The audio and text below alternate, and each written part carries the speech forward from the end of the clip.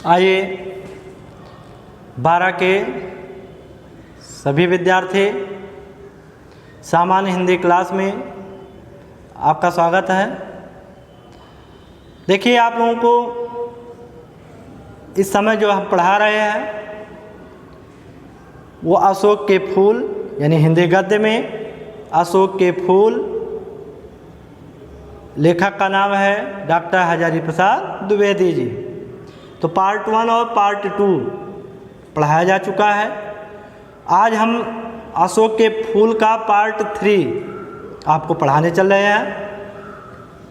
और जो विद्यार्थी पढ़ रहे हैं उसको देख रहे होंगे कि किताब में जो पैराग्राफ दिया गया है उस पैराग्राफ के अनुसार हम आगे बढ़ते हैं। ठीक, किताब में आप देखेंगे तो जहाँ से हम पढ़ाए थे उससे आगे हम आपको पढ़ा रहे हैं। ठीक, आइए देखते हैं। देखिए, लेखक कह रहे हैं कि अशोक के महत्व का वर्णन करते हुए आगे कहते हैं कि अशोक वृक्ष की पूजा इन्हीं गंधर्वों और यक्षों की देन है। अशोक वृक्ष की पूजा इन्हीं गंधर्वों और यक्षों की ही देन माना जाता है। प्राचीन साहित्य में इस वृक्ष की पूजा के उत्सवों का बड़ा सरल वर्णन देखने को मिलता है। असल में पूजा अशोक की नहीं होती थी, वास्तव में पूजा बल्कि उसके अधिष्ठाता कंदर्प देवता की होती थी।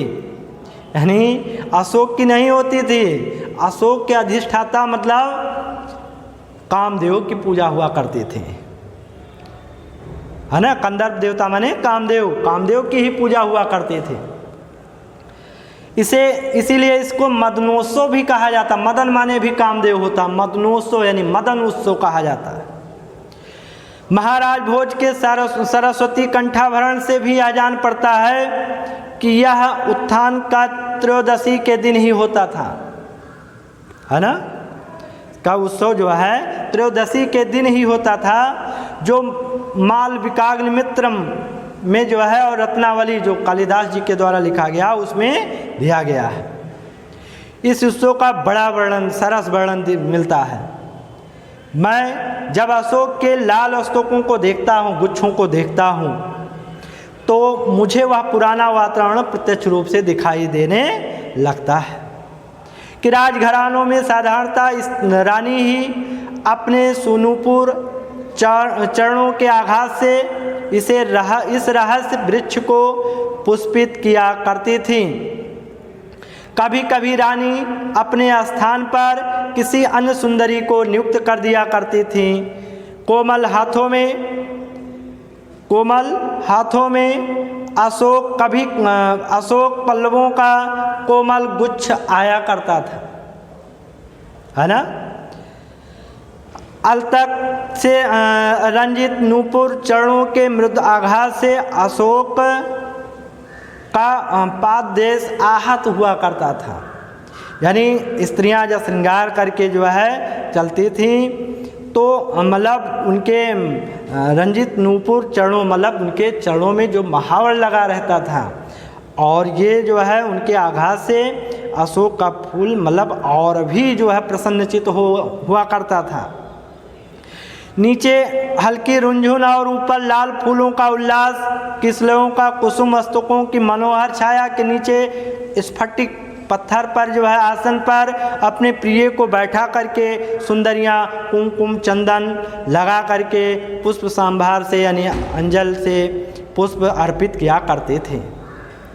बाद में सुकुमार भंगिमा पद के चरणों पर बसंत पुष्पों की अंजल बिखेर दिया करती थी। मैं सचमुच उत्सव को मादक मानता हूँ। अशोक के अस्तकों में वह मादकता आज भी है, पर पूछता कौन है कि इन फूलों के साथ क्या मामूली यादाश्त भी जुड़ी है। भारतवर्ष का सुवर्ण युग इस पुष्प के प्रत्येक दिल में लहरा रहा है ना। इस तरह से लेखक आगे अगला पैराग्राफ बहुत इंपॉर्टेंट पैराग्राफ है। लेखक कह रहे हैं, कहते हैं दुनिया बड़ी भुलक्कड़ है, जितना भी रहस्य हो जितने से उसका स्वार्थ सधता है बाकी को फेंक कर आगे बढ़ जाती है। शायद अशोक से उसका स्वार्थ नहीं सधा, क्यों उसे याद रखती। सारा संसार स्वार्थ का अखाड़ा तो ही है। लेखक बहुत अच्छी बात कह रहा है, कहते हैं दुनिया बड़ी भुलक्कड़ है, केवल उतना ही याद रखती है। लेखक कह रहे हैं कि लोग कहते हैं कि दुनिया वास्तव में बड़ी स्वार्थी है, कि जिससे उसका स्वार्थ सिद्ध होना रहता है उसी को वह याद रखती है, बाकी चीज़ों को वह कूड़ा समझकर फेंक कर आगे बढ़ जाती है। शायद अशोक से उसका स्वार्थ सिद्ध नहीं हुआ, इसीलिए अशोक को लोग भूल गए। इसीलिए सारा संसार स्वार्थ का अखाड़ा ही है, यानी सारे संसार में सभी लोग स्वार्थ सिद्ध करने में लगे रहते हैं। देखा आगे कहते हैं कि अशोक का वृक्ष जितना भी मनोहर, उतना भी रहस्यमय, जितना भी अलंकारमय, परंतु उस विशाल सामंत सभ्यता की परिष्कृत रुचि का प्रतीक है, जो साधारण प्रजा के परिश्रमों पर पली थी। उसके रक्त के संसार कणों को खाकर बड़ी हुई थी और लाखों करोड़ों की उपेक्षा से जो समृद्ध हुई थी। सामंत उखड़ गए, समाज ढह गए, दिनोत्सव की जो है धूमधाम भी मिट गई, संतान कामनियों की गंधर्वों अधिक शक्तिशाली देवताओं का वरदान भी मिलने लगा। पीरों ने, भूत भैरवों ने, काली दुर्गा ने यक्षों की इज्जत को घटा दिया। ये सब बातें बताई गई हैं। दुनिया अपने रास्ते चली गई, छूट गया तो अशोक पीछे। मुझे मानव जात की दुर्दम निर्मम धारा के 1000 वर्ष का रूप अब साफ दिखाई देता है कि मनुष्य का जीवन शक्ति बड़ी ही निर्मम है, कि वह सभ्यता और संस्कृति के वृथा मोहों को रोती चली आ रही है। ना जाने कितने धर्माचारों, विश्वासों, उत्साहों और व्रतों को धोती बहाती या जीवन धारा किस तरह से आगे बढ़ती जा रही है कि संघर्षों से मनुष्य ने नई शक्ति भी पाई। हमारे सामने समाज का आज जो रूप है वह ना जाने कितने ग्रहण और त्याग का प्रतिरूप है। देश और जात की विशुद्ध संस्कृति सभ्यता केवल बाद की बात है, सब कुछ में मिलावट है, सब कुछ में अविशुद्ध है। शुद्ध केवल अगर है तो मनुष्य के दुर्दुम जिजी विसार, यानी मनुष्य अधिक जीना चाहता है, जीने की इच्छा रखता है। यही एक शुद्ध है, यही एक सही है कि वह गंगा की आबादित अनाहत धारा को जो है सामने सब कुछ हजम करने के लिए भी पवित्र है। सभ्यता और संस्कृति का मोह क्षण भर बाधा उपस्थित करता है। धर्माचार का संस्कार थोड़ी देर तक इस धारा से टक्कर लेता है, पर इस दुर्दम धारा में सब कुछ वह बह जाते हैं। जितना कुछ इस जीवनी शक्ति को सामर्थ्य बनाता है उतना उसका अंग बन जाता है, बाकी फेंक दिया जाता है। धन्य हो महाकाल, धन्य हो भगवान शंकर, तुमने कितनी बार मदन देवता का गर्व खंडन किया, घमंड को तोड़ने का काम किया। धर्मराज के कारागार में क्रांति मचाई गई। यमराज के निर्दय तारल्य को भी पी लिया, विधाता के सर्व कर्तव्य के अभिमान को भी चूर्ण किया। आज हमारे भीतर जो मोह है संस्कृत और कला के नाम पर आसक्त है, धर्माचार और सत्यनिष्ठा के नाम पर जो जड़िमा है उसमें का कितना भाग तुम्हारे कुंठ नृत्य से ध्वस्त हो जाएगा। कौन जानता है कि मनुष्य की जीवन धारा फिर भी अपनी मस्तानी चाल में चलती जाएगी। आज अशोक फूल जो है अस्तकों में, गुच्छों में देखकर मेरा मन उदास हो गया।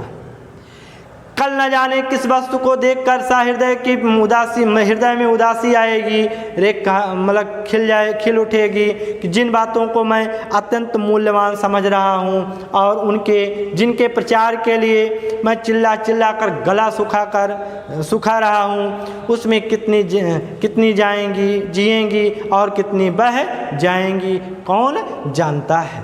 मैं क्या शौक से उदास हुआ हूँ, माया काटे करती नहीं। उस युग के साहित्य और शिल्प मन को मसल दे रहे हैं। अशोक के फूल ही नहीं किसले भी हृदय को कुरेद दे रहे हैं। कालिदास जैसे कल्प कवि ने अशोक के फूल को, अशोक के पुष्प को ही नहीं किसलेयों को भी मदमत्त करने वाला बताया है।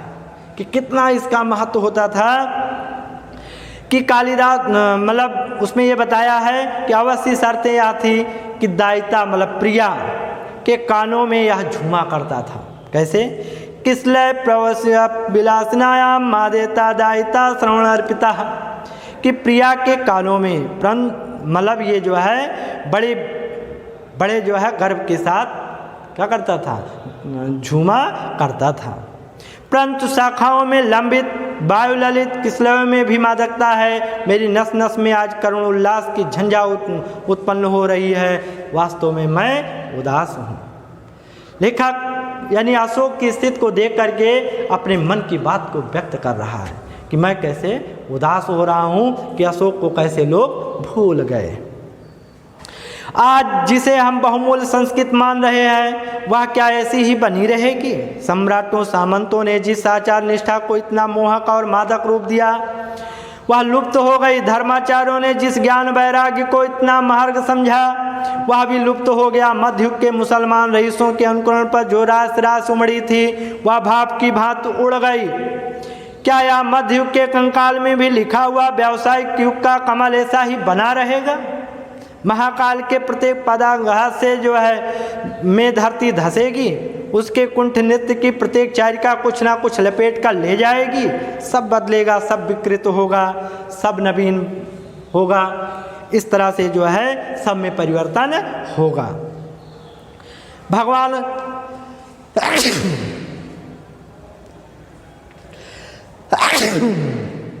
भगवान बुद्ध ने मार विजय के बाद वैरागियों की पलटन खड़ी कर दी थी। गौतम बुद्ध की बात को लेकर के लेखक समझा रहे हैं कि असल में मार मदन यानी कामदेव का ही नामांतर है कि कैसा मधुर और मोहक साहित्य उन्होंने दिया कि पर न जाने कब यक्षों के वज्रपाण नामक देवता इस वैराग्य प्रवण में धर्म में घुसे और बोधिसत्वों के शिरोमणि बन गए कि वज्रायन यानी बौद्ध धर्म का एक सबूत है। वो अपने धर्म मार्ग प्रचलित हुआ।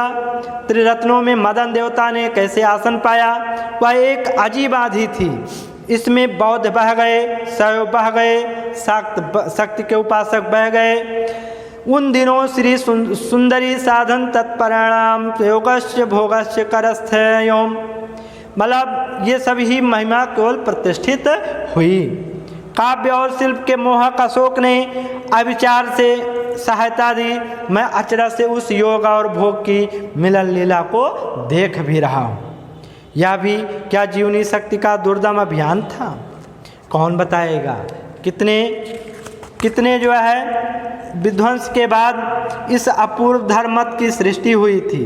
अशोक स्तंभ का जो है हर फूल और हर दल से इसे विचित्र परिणित परंपरा ढोए जा रहा है। कैसा झबरा सा कुल, यानी कैसे गुच्छे में यह फूल लहरा रहा है, अशोक का फूल। अब अंत में लेखक किस तरह से इस पैराग्राफ में बताने का प्रयास कर रहा है कि मगर उदास होना बेकार है। अशोक आज भी उसी तरह से जो है मौज मस्ती से झूम रहा है। उसमें जिसमें आज से 2000 वर्ष पहले का था, कहीं भी कुछ उसमें कुछ बिगड़ा नहीं है, कोई परिवर्तन नहीं हुआ है, कुछ भी नहीं बदला। अगर बदला है तो केवल मनुष्य के विचार बदले हैं, मनुष्य की अपनी धारणा बदली है।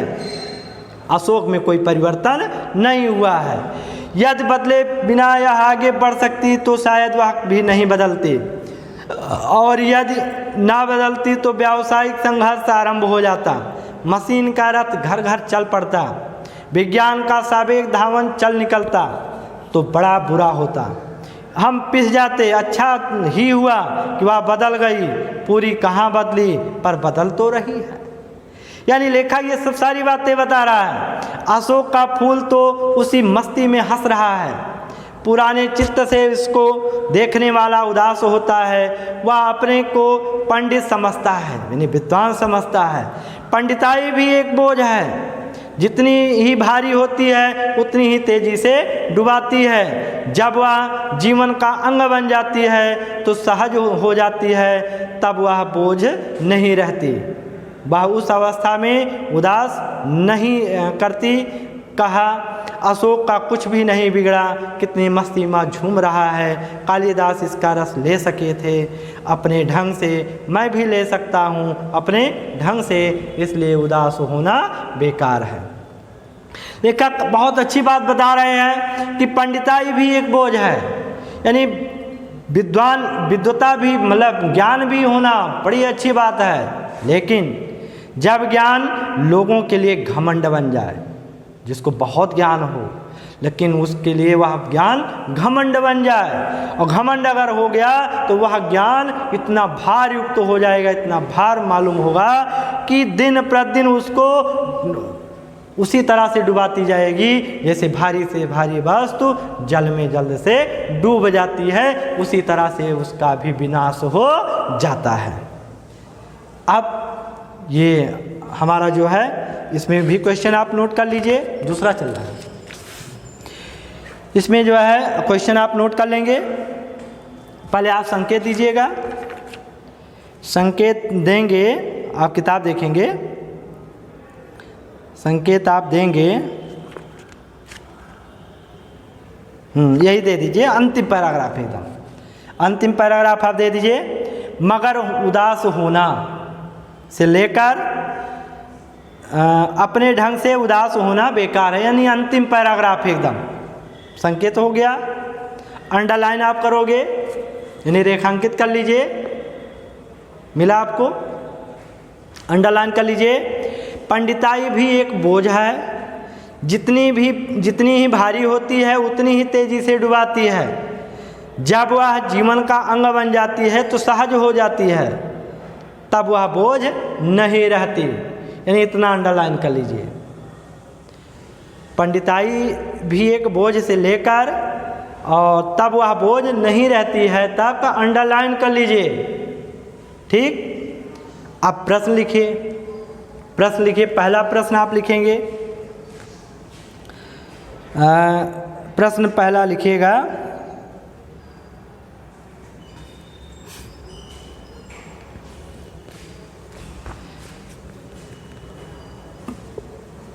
कि आज भी उसी मौज मस्ती में कौन झूम रहा है। आज भी उसी मौज मस्ती में कौन झूम रहा है, ठीक। दूसरा प्रश्न है, दूसरा प्रश्न आप देंगे, अशोक में कुछ परिवर्तन नहीं हुआ। अशोक में कुछ परिवर्तन नहीं हुआ,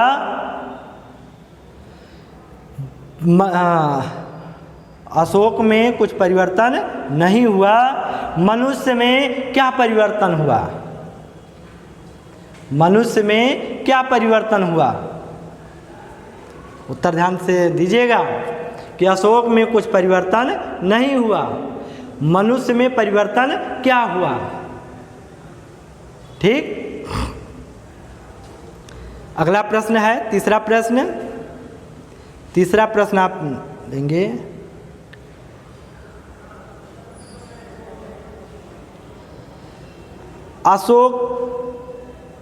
अशोक के संबंध में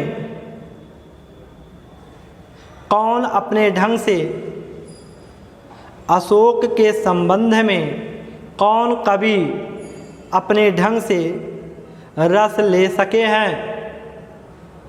अशोक के संबंध में कौन कवि अपने ढंग से रस ले सके हैं, लिख लीजिए क्वेश्चन, ठीक। यानी अब ध्यान से आप उत्तर सब उसी पैराग्राफ में है, आप उसको दीजिएगा। चौथा प्रश्न आप ऑलरेडी वही रहता है, रेखांकित अंश की व्याख्या, जैसा कि अभी आपको हमने बताया, और पांचवा पाठ का नाम और लेखक का नाम, ठीक। अब आप व्याख्या लिखें, व्याख्या लिख सकते हैं, क्योंकि ये पंडिताई का थोड़ा सा है, इम्पोर्टेंट भी है, इसलिए लिख लीजिए। व्याख्या है, मैं व्याख्या बता रहा हूँ, रेखांकित अंश की व्याख्या। लेखक का कहना है कि यदि किसी व्यक्ति को ज्ञान हो जाए, यदि किसी व्यक्ति को ज्ञान हो जाए, परंतु वह ज्ञान उस व्यक्ति के लिए घमंड कर दे, उसमें घमंड आ जाए, तो वह ज्ञान भार के समान हो जाता है। तो वह ज्ञान भार के समान हो जाता है। जो वस्तु जितनी भारी होती है वह जल्द ही जल में डूब जाती है। जो वस्तु जितनी भारी होती है वह जल्द ही जल में डूब जाती है। उसी प्रकार से जब ज्ञान घमंड के रूप में होगा,